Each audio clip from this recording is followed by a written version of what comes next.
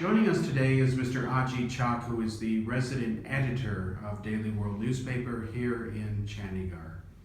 Ajit is here today to talk about an interesting subject that impacts all Indians. The subject is the liquor mafia. Now, if you're not in India or you're watching this from outside India or you're from the West, the very word mafia conjures up old gangster images from the 1920s or the 30s, hitmen, mobsters, large families, crime families controlling entire illegal rackets. It's not quite the same thing in India, so Ajit is here to talk about what is called in society in India the liquor mafias. Ajit, welcome. Please explain what you mean when you say the Indian liquor mafia. Well, Cal, you see, the thing is that the government controls the liquor trade in India. The government imposes certain taxes on the liquor trade and the government auctions liquor trade. You see, you cannot sell liquor unless you bought a license to sell liquor, right? Earlier in the West, I believe, it was different, and I believe in certain states, in even Singapore, and you can go to a grocery store and pick up a bottle of wine or a bottle of whiskey or whatever. But that is not the way they do it out here. How do they do it in India? What is the difference? It's very simple. We have what's called a state excise department, which controls the sale of liquor in a particular state. And we have a central excise department, which also imposes a certain tax. Excise is a tax. Now, suppose you're buying a bottle of liquor that would cost, say, 200 rupees in the market. Let us assume, it would be fair to assume that 200 rupees on it will be central excise tax and 200 rupees will be state excise tax. So actually it will cost you 600 rupees.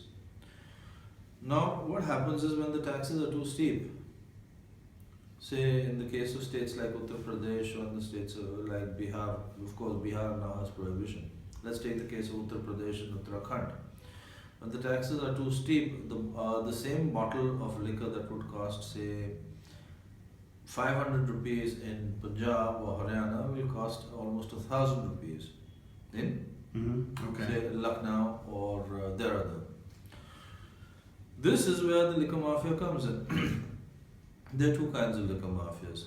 You must have heard of the famous Ponti Chadda, who's no longer alive, but he had a virtual monopoly on the entire sale of liquor in Uttar Pradesh, and this happened during the time of the Mayawati regime. Ponti Chadda was not one of those gun-wielding gangsters that you would associate the mafia with, but he died in a shootout in Uttarakhand. Unfortunate. Well, the story of Ponti Chadda was this, that Ponti Chadda had control of all the sale of all the liquor in UP, and he could decide what price to sell it on. There was a time when a bottle of liquor was actually being sold at a rate higher than the printed price on that bottle in UP. And I actually asked the salesman once, why are you selling this liquor at a price which is higher than the printed price? So he says the minister wants a cut. Okay. So what was happening is that there was supposed to be a tax on the bottle, which was the state tax which went to the state excise department. There was a tax which went to the central excise department, and there was a special cess. I'm using the word cess in quotes because this was imposed on each and every bottle that was sold, because that money had to go to the fund of some minister or some political party. Now, maybe that was an excuse by the salesman to jack up the price, but the salesman was obviously under orders from his boss. And since there was only one boss in UP, Then they had to come. then there was no way anybody could bring down the prices as long as the boss decided that he would charge that rate. One of the reasons why I disagree with the fact that there's a liquor mafia in Punjab or in Haryana is because the prices of liquor in Punjab and Haryana are very cheap. If there was a liquor mafia here, the prices of liquor in Punjab and Haryana would be as expensive as they are in Uttar Pradesh. So it doesn't make sense to call people liquor mafia just because traditionally they've been in the business of liquor. What happens is that the government should not get involved, I feel, in the sale of liquor. The government should disassociate itself from the sale of liquor Companies should be told to maintain their own outlets, they should pay their taxes. The government employees should not be involved anywhere in the sale of liquor or in collecting taxes, because once that happens, what actually happens is you give way to corruption. And there are two forms of corruption. One is allow people to sell liquor without paying state excise tax and take a bribe. So the state excise inspector actually looks the other way, takes a bribe, allows people to sell more than they're supposed to sell. Okay. The other is look the other way when liquor is being smuggled from one state to another state. Now, why does interstate smuggling of liquor take place? It takes place, I'll tell you very simply why. There is no uniform standard price for one bottle of liquor in the whole of India. It will cost you 1,000 rupees in Uttar Pradesh, the same bottle will cost you 400 rupees in Punjab, the same bottle will probably cost you even less in Goa. You can't say. The same applies to wine. A bottle of wine can cost you as low as 250 rupees in Chandigarh and cost you more than 1,200 rupees in Lucknow. When you have these kind of differences in the price of liquor, what happens is that people are encouraged to buy liquor, say in Chandigarh, and put it in a truck and bring it down to Lucknow. It costs very cheap diesel to actually take it 600 kilometers away to Lucknow and sell it there. And they make a killing. They don't pay state excise on it, they don't pay central excise on it. Where does the corruption come in? The police look the other way. The state excise officials who are supposed to check this look the other way. So by the government, by getting into the sale of liquor, is actually encouraging the growth of liquor mafia. There has been one liquor mafia though. His name was Subhash Bhandari, and he was the man who set up organized crime in Uttar Pradesh. And he was one of the biggest dons of Lucknow. And he was the first one to actually enter the liquor business as a gun-toting mafia don. Walk up with a gang carrying guns to liquor auctions and ensure that nobody bid against him. But that kind of mafia doesn't exist any longer.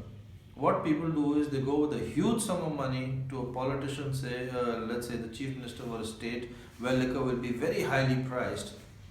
Give that huge sum of money to the chief minister and say, give me the right to sell all the liquor in Uttar Pradesh, or all the liquor in Uttarakhand, or all the liquor in, say, your state, whatever. I'm hypothetically speaking, I'm not making any charge or allegation against anybody or any chief minister. So what happens is such a situation is that they have full control. But to say that there is a liquor mafia in a state where liquor prices are very cheap is again defeats the purpose of mafia. Mafia is there to make money by legal means. So if you're selling liquor cheap, then you're not making much money out of it. Okay, let me ask you this. You said something about bidding. Now, in the West, if I want to sell liquor, all I have to do is apply for a liquor license because it is a separate tax, so I'm put in a separate tax category in addition to whatever categories there are. And then I wait a certain amount of time and I get a permit. I display it on the premises and I pay a fee. So anybody can sell liquor. It's not that there's an auction or anything like that. Are you saying that India has an auction to sell alcohol and whoever wins that auction gets the right? Or is it that anybody can pay a fee, get the permission, like opening a business, for example, a business permit, and then they can sell liquor? How does the process work? Each state has its own rules. Okay. Sometimes they have an auction, sometimes you apply for a license, you get a fee. This thing, the problem is there's too much corruption in this business because it's an assured business. If you set up a liquor shop, you're bound to sell a certain amount of liquor. There are 3 or 4 things that are assured businesses, okay, in India. If you sell food, like I'm talking about, excuse me, I'm talking about opening a grocery store, you will definitely sell something or the other every day. If you're selling petrol and you have a good location, you will definitely sell a certain amount of petrol and diesel every day. If you're selling, if you set up a medicine shop, you will definitely sell a certain amount of medicine every day. And the same applies to liquor. You will definitely sell some liquor every day. The same applies to a gas agency. What happens is that when you actually apply for a liquor license or a liquor permit in India, the difference between you applying for it, say in the United States or in India, would be that in the US you will pay the fee to the government and you will get your license automatically. Right. Here, after paying your fee to the government, you will be expected to pay a major amount of money in cash as a bribe to the person who will actually sign and give you your license. I see. Okay. Because it's an assured business, it will definitely give you returns. Okay. So, that is where the corruption comes in, and that is where the mafia comes in. Well, since everybody knows that this is how the process works, and because of the nature of the process, this means there's opportunities to cheat the system. Why don't the politicians do their job and make a system that is transparent and accountable? Or am I asking a rhetorical question because they're politicians? Well, what we've heard right now is that at least the Modi government is trying to do something on these lines. But how far they're going to succeed, we can't say. But we have great hopes from him. If he went in for demonetization to wipe out black money, then his next step logically should be to crack down on his own corrupt officials. Could it be that he's going to do this, but because he doesn't want to put Indian culture in a coma and shock it out of its existence, that he's taken one bad apple at a time, get rid of the black money first, then after people absorb that, then go after alcohol? No, it's not a question of going out after alcohol, it's a question of going after the corrupt individuals in his own government. Now he has to find out where corruption lies and where corruption is generated and what systems help corruption generate. Yeah, that makes sense. And he has to change the systems. One of the reasons why people are trying to, there's so much corruption in this is because it's in a short business. So maybe he should make the licensing automatic, that if you apply for a license, within 30 days the license should be granted to the individual, whether the officer on duty signs it or he doesn't sign it. Yeah, like they do in the West. Yeah. Yeah. And the government should try and distance itself from the sale of liquor. It should be the responsibility of the companies to set up their own stalls, their own shops, and once the license is granted, it should be the responsibility of the companies to maintain quality and pay taxes on each and every bottle they produce. Do you get a sense from Indians that you know and talk to that this type of thing will eventually happen? Where do you see the progress? It will have to happen eventually, Cal, because there was a time when even cement, and cement used to be sold through a permit, and I'm talking about 1980, that's not very far off. No. 1980 in India, cement used to be sold through a permit, and you had a huge black market in cement. Well, If somebody wanted to build a house and they knew they would require 500 bags of cement, they would apply for 1,000 bags of cement and sell 500 bags of cement in the black market. why would anybody need a permit to buy cement? What kind of thing? Well, is that's that? the way it was done earlier. Similarly with gas. There was no such thing as unsubsidized gas in the market. Today you have unsubsidized gas in the market also. Yeah. And eventually we'll get rid of the gas subsidy. And there will come a time when gas cylinders will be available in each and every store. Why do you need a gas agency only to sell gas cylinders? They could be sold from a grocery store. That's true. Right. Yeah. So that will put an end to the black market. Similarly, you have to do away with systems that generate corruption and generate black markets. Very true. Very true. Anything else you want to add? No, nothing else. Thank you. Okay. All right. Thanks for joining us today, Ajit.